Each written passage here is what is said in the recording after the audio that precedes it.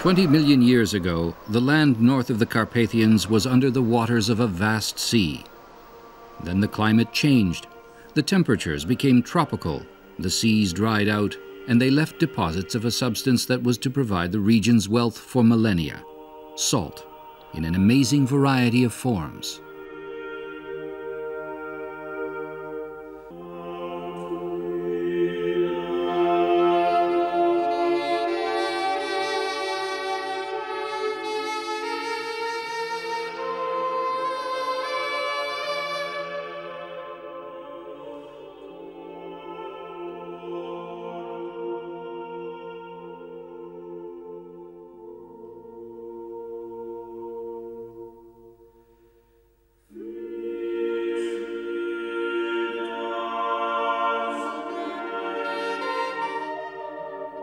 Today, the Polish town of Wieliczka is situated on what was once a seabed. In the industrial belt of Upper Silesia, the town makes an unprepossessing impression, with its industrial plants, mine heads, and workers' housing. Its claim to fame lies underground. The salt mines of Wieliczka.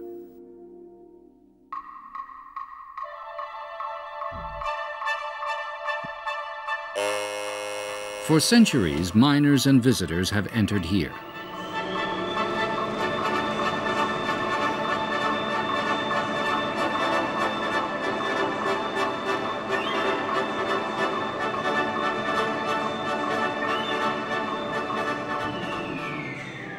The maze extends over 200 kilometers in all, on 9 levels, a veritable labyrinth stretching far beyond the Wieliczka town boundary.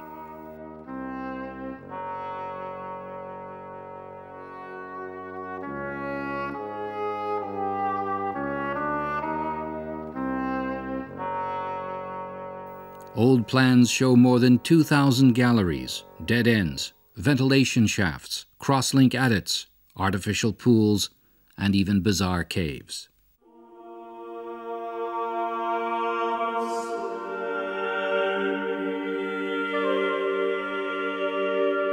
The mine is still in use, off the beaten tourist track. Visitors are shown the worked-out seams where the miners created a fantastic subterranean world of art over the centuries, made entirely of salt.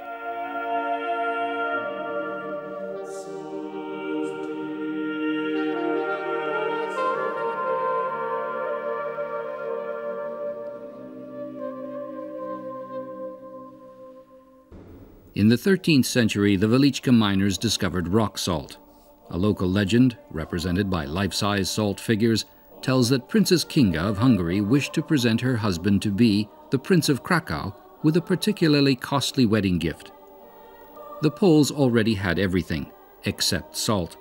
So Kinga asked her father, the king, if she might have a salt mine for her dowry. He agreed, and she cast her ring into the mine shaft. When she arrived in Poland, she commanded a deep shaft to be dug at Wieliczka. The miners struck rock salt and, according to the legend, found the ring encased in the first block of salt they hewed free.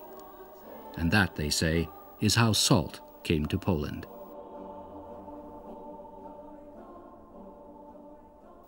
Kinga was beatified and became the patron of the Wieliczka miners. The salt mine belonged to the king. The proceeds were considerable. In Old Poland, a full quarter of the national income. It was the country's chief industry, and those who worked in it enjoyed privileges. Those privileges and the ancient rights of the salt miners were defined by King Casimir the Great in his famous statute of 1368.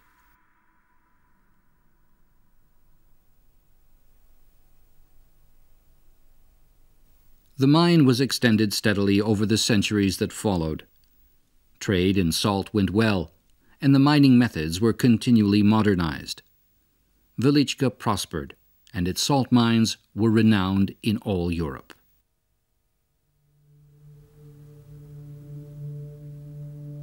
The precious horn of Wieliczka became the arms and symbol of the Salt Miners' Guild in the 16th century. Made of silver and natural horn, it was a true horn of plenty, pouring forth upon Wieliczka the bounties earned with salt.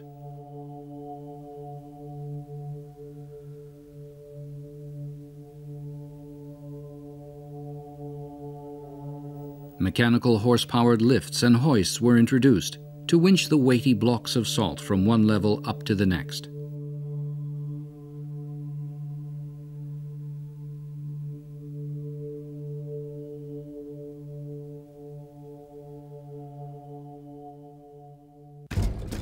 But despite the machines, work in the mine remained hard and dangerous.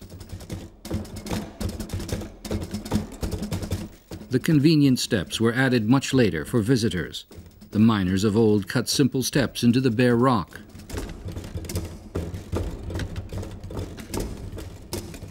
A special privilege was the Devil's Hoist, a winch that bore miners to the depths in a rope sling. From time immemorial, miners of all kinds have taken their lives in their hands as they go deep down, where the light of day never shines.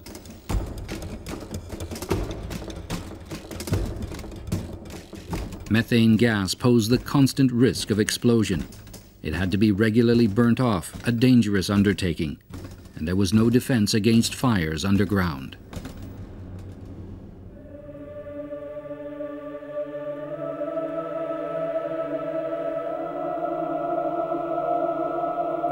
The danger of cave-ins was equally serious. Galleries needed careful propping. It took a century to carve out this vast space, and when the work was done, great cracks appeared. The wooden construction designed to support it is a masterly piece of carpentry. To stand here is like being in a Gothic cathedral.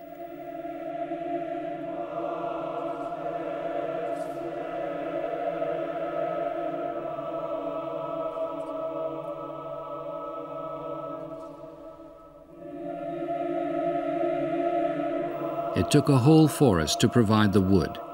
To prevent deforestation, salt buyers were required to bring wood with them.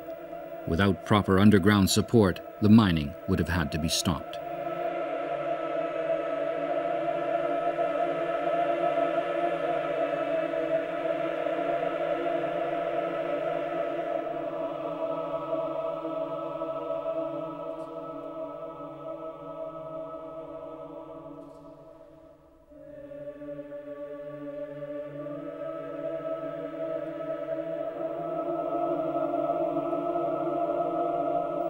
A further problem was flooding. At times, entire tunnels were underwater.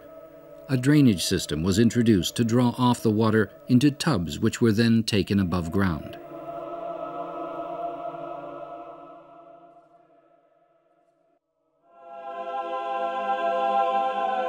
In the chapel of St. Anthony, the patron saint of miners, the consequences of very high moisture levels in the air can clearly be seen.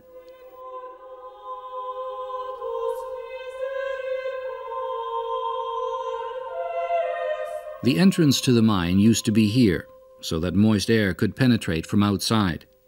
The effects on the salt figures have been destructive and unstoppable.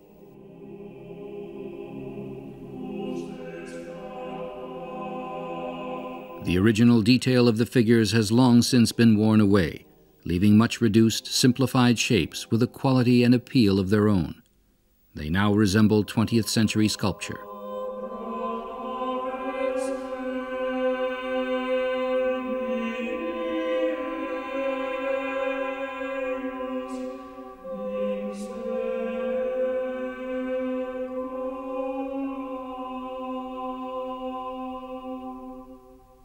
The last thing anyone would expect below ground is this vast church.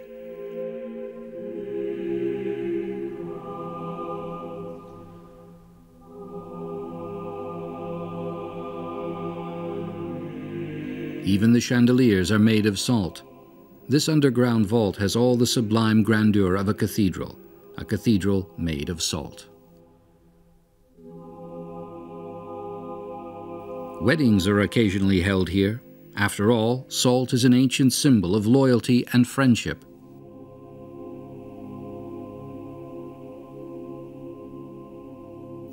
The figures and reliefs, all made of salt, depict Christian subjects, chiefly the life of Christ. Among the scenes are the Nativity, the massacre of the innocents by Herod, the flight to Egypt, the Last Supper, and the resurrection.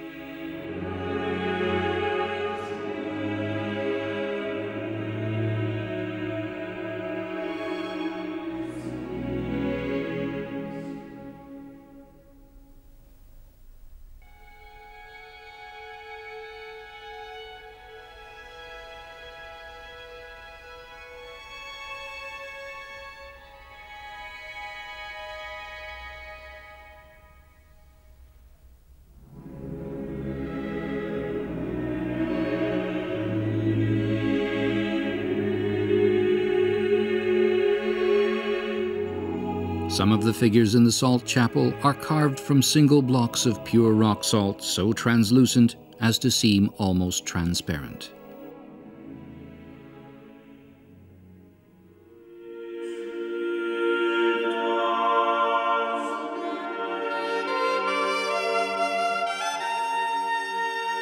The salt mine of Wieliczka is a lost world, a salt Atlantis, a wonderful and mysterious realm created by the hands of man and nature working together.